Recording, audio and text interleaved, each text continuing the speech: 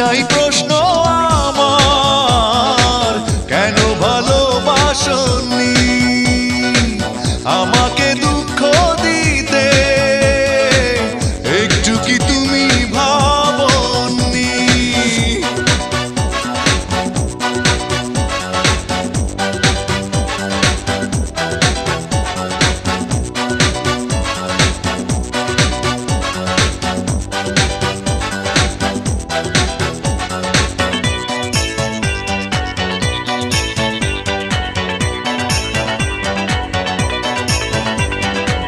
ভালোবাসা ভুলে গেছো দূরে চলে,